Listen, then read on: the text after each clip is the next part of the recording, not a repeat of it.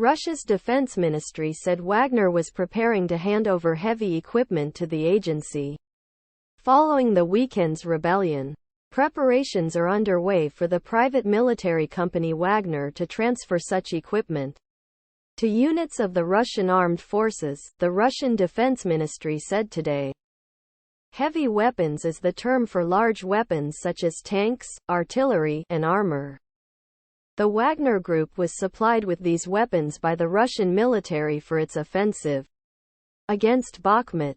The Russian Defense Ministry did not specify when the transfer would be carried or what weapons the Wagner members would be allowed to keep.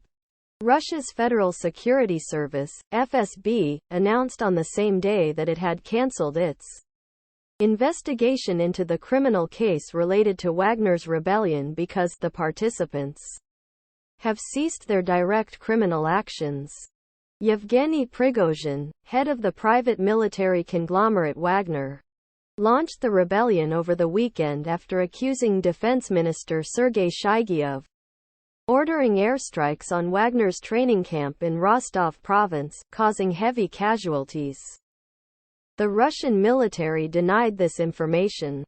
Wagner soldiers used tanks, armor and military trucks to take control of the headquarters of the Southern Military District on June 24 and deployed their forces towards Moscow. The rebellion ended only when the Kremlin and Prigozhin reached an agreement to avoid bloodshed, in which Wagner troops withdrew to their barracks and the tycoon was allowed to leave Russia for Belarus. Wagner members also face no legal action. In a speech on June 26, Russian President Vladimir Putin thanked Wagner's forces for choosing the right option of stopping at the last line so that there is no bloodshed. He also offered several options for Wagner members to continue to serve their country by contracting with the Russian Defense Ministry or other law enforcement agency, returning to family and friends, or going to Belarus if desired.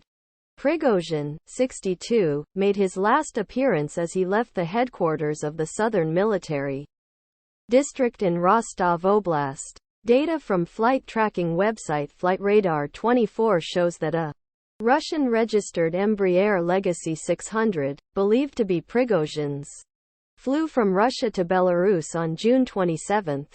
Huyen Le. AFP, Reuters.